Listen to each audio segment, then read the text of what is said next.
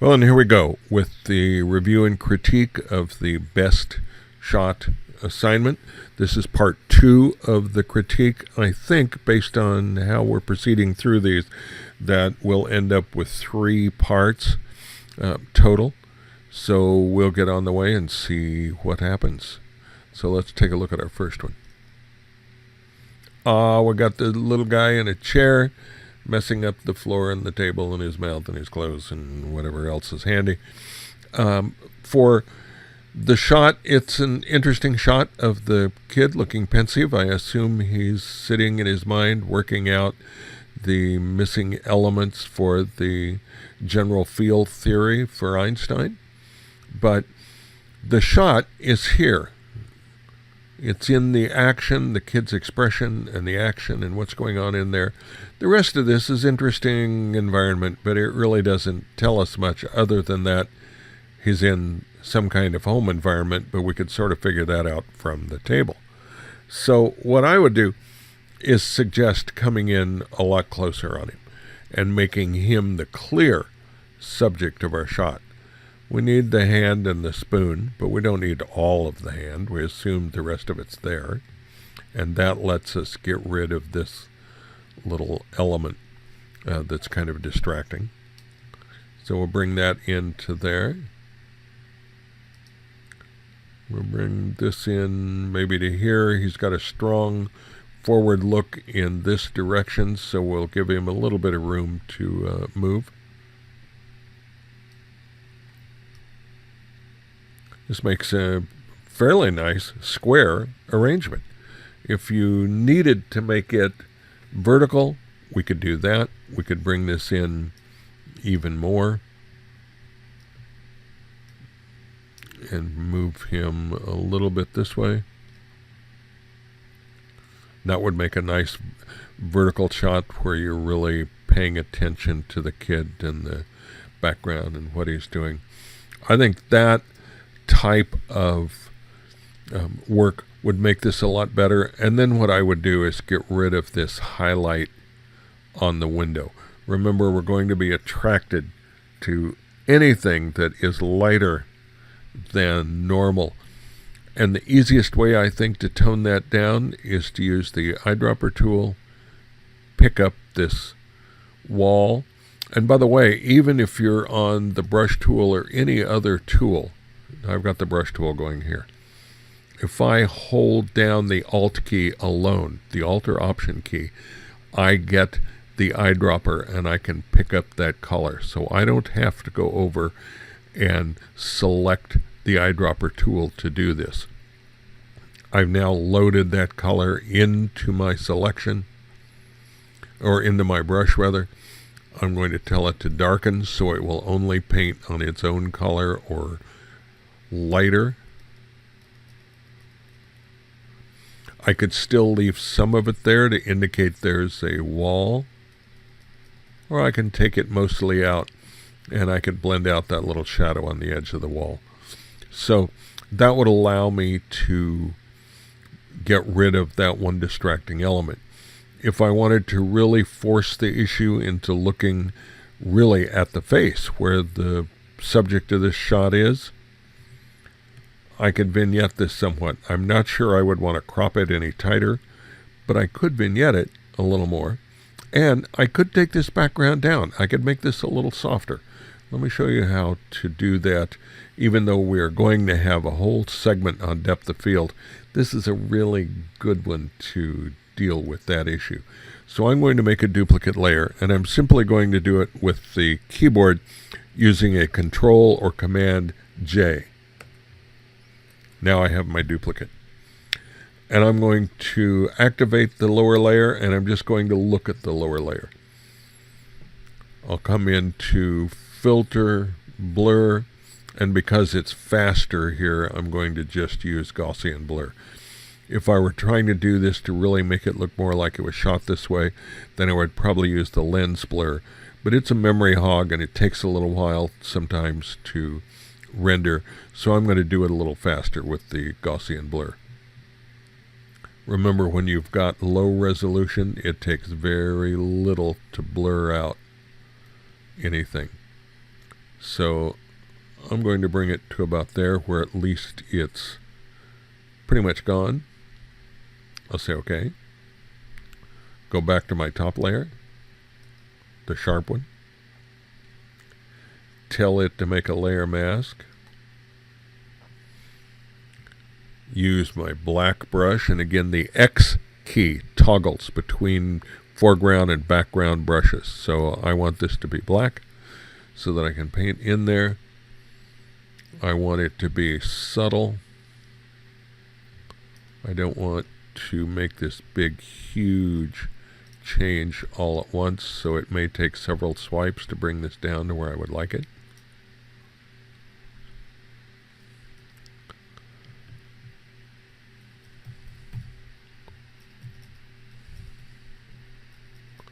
Now, I've managed in doing that to blur a little bit into my subject.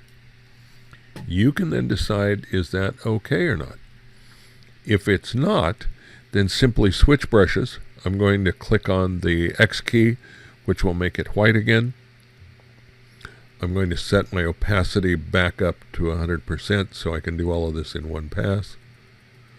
And go in and reestablish that line from my hard edge thing. I'm going to leave this part soft because I really want to concentrate on his face. So now I've got that going on. Now I'm going to add a slight vignette to it. So I'm going to go ahead and flatten it.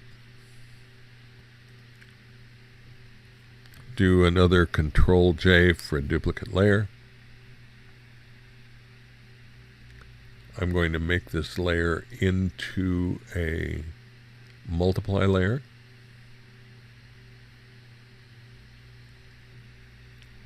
Make this a layer mask.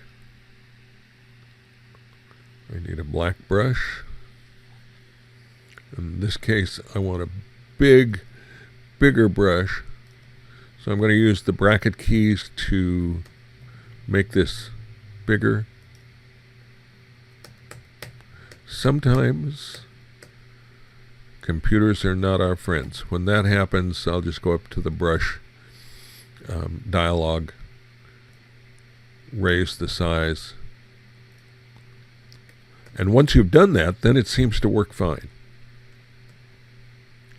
Okay, and now I'm going to bring out this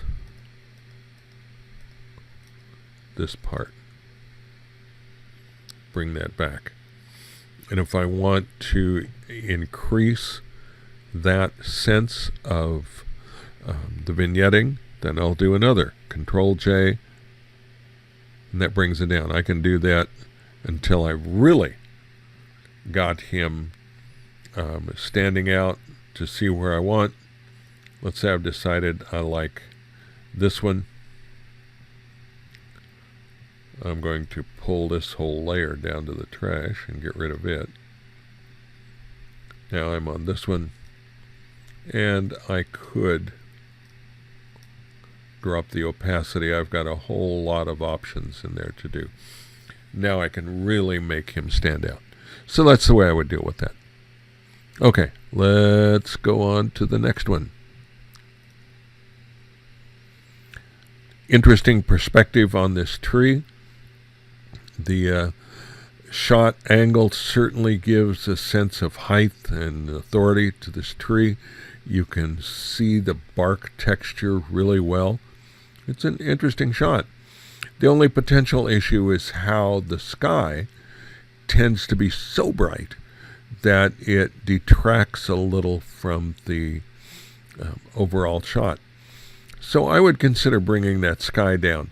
Everything around it is dark and silhouetted, and that's going to make life so much easier for us. So I'm going to pick a color that is sort of a sky color, but a little darker than that. I'm going to pick this blue. And now I want that opacity to be way down. And with that, I can just start adding into it. Now, I want you to notice something here. Remember I said that the set to darken will only paint on lighter colors. Two things went wrong here. Number one, I forgot to set it to darken. Let's see. But it's still very slightly painting on those darker areas, and that's because our color isn't that light. It's dark. This is only going to paint on tones that are lighter than this. Well, some of these tones around the leaves aren't lighter. They're about the same. So I'm going to come back up to here. This is still at darken, but I'm going to pick a lighter tone. Maybe up in here. Now, when I make this, it's not painting over the trees or any of that, because the color is lighter than the parts of the tree we're trying to put the sky behind. Now, you could put any color there. You could change the intensity of it a little bit. You could remove some of it. You can play with this all you want to. But what's going to happen now is this tree is standing out because it's brighter than anything else in the shot. We could even do a vignette to darken this down. You could play with this quite a bit, but you want to have this tree be the thing that your eye immediately goes to, because it's the main part of your shot.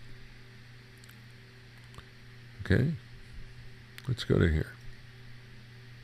Oh, pair of legs sitting on a wall. This is the Humpty Dumpty shot. Although it's not a great fall. Would be if you were an egg, but probably wouldn't be for our subject here. So the image as shot tells an interesting potential story. Here's our main subject. Somebody unknown is sitting on the wall. But we have a couple of other interesting things going on. Number one, we've got this car kind of sneaking around on the side there. Is it hidden? Is this someone surveilling this person on the wall, waiting for them to do something untoward and bust them about that? What is this? What's the story with this car? If you're going to put that car in here hidden, just like the subject is hidden, then you're going to create a question in the viewer's eyes. What is it? Otherwise, this should be the subject. So what I would do is just get rid of that damn car. And I would do that simply with a crop. And then I would bring this in and probably turn this into more of a vertical, since we've got these really strong lines on the legs coming up. The perspective on the wall was interesting, but it doesn't tell us anything except that it's a wall, and we already know that from these stones that are here. Clearly, this is a wall of some kind. So with this, we can really bring attention to what seems to be important, which is the legs in the shot. And you also then have to decide, is the ankle tattoo important? If it is, then maybe you want to zero in on it a little more, and maybe actually here's our shot at this kind of distance. So there are a lot of options here that you can follow. Your choice, obviously, is you get to pick which one is appropriate to you. Okay? Interesting composition. Well, here we have a nice sky shot. Some kind of major lights are on the horizon. I'm assuming this is a composite or a very, very, very long shot, getting this much terrestrial light, but also getting this part blown out. I would recommend, if you're going to shoot this, this is a good shot, it's a good composition, keep this shot, and then go and take a second shot, or maybe a third shot, where this is less blown out. Keep the camera steady on a tripod. Obviously, it's on a tripod to get this shot at all. So take a second one where this is exposed properly, layer it over this one, and blend in that darker area so that it looks better. I think this is so blown out, I'm not sure we can reduce it much. But since this is what we've got, let's give it a try. I'm going to make my duplicate layer. I'm going to make this into a multiply layer. Well, I can get a little more in there. Well, maybe we can make something happen with it. So let's make this a inverted, no, I think let's make this an inverted layer mask. We'll hold down the Alt key, click on that. And now with a white brush,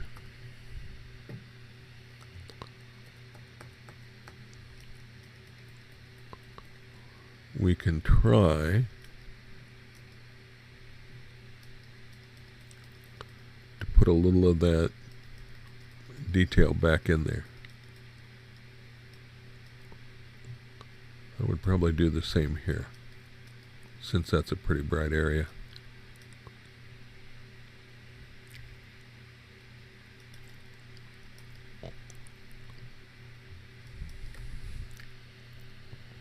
And we can see what would happen if we duplicate this. Not sure it'll buy us much, but we'll give it a try. Well, a little bit.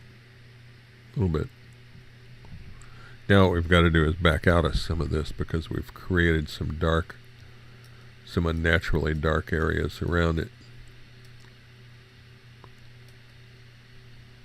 So we can put a little of that tone back in it, but it would have been much better and far more realistic had it been shot as a composite shot and layer those two areas together. Interesting old fence shot. This might work for one of the depth of field assignment shots. But again, what's our question? Remember, where's the photograph? What's the subject of this photograph? I would suggest that it's in here. So then we ask, what does the rest of it do for us? Does the rest of this out of focus part help us? Does this so out of focus that we can't really tell what it is, does that help us? Does this bright white area help us really to look at this and get into this shot? I don't think so. So again, simple answer to a simple problem is you've got all these really strong vertical lines, so play with them. Turn this into a vertical and go with it. And tell us clearly, this is my subject. This is what it's all about, is this cool rust patterns on this white fence. In which case, then, we might have been a little better off if the rest of this had been sharper, maybe with the aperture stopped down a little more to make this work. But it's a good idea, cool idea. Okay, here is our last shot on this part 2. Another kitty hiding in the grass. I don't know how to tell this poor devil if that white cat is not very good camouflage in the grass, but still, it's probably cool and he's liking it. The only issues really, and we can't solve them at this stage, are this blown out fur where the streak of sunlight is hitting this bright white fur. This really is an exposure issue. I don't think, I'm not, excuse me, I'm not sure of this, but I don't think that even in the raw version in Camera Raw we could bring this in much. We could try, but I think the solution really is an exposure issue. If the cat held still long enough, you can almost do a double exposure, 2 exposures, and do an exposure blend. We'll be talking about those later in the class, but there may be a way to pull this off and get all of this detail. Meantime, I would vignette this a bit so that we bring a little more attention to our kitty. Here's our duplicate layer. And we'll make this a multiply. See, even that isn't bringing this in. This is really blown out. So now we'll make this a layer mask. Use a black brush.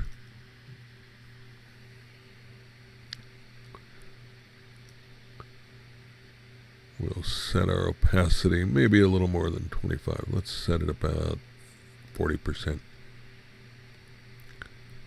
Make it bigger.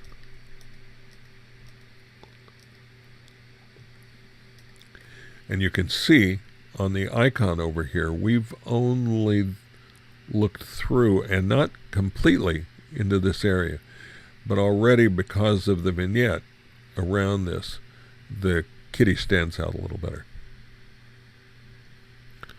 If we tried to duplicate this, it might go a little too far. Let's see. Well, maybe not. Let's bring that opacity down just a hair.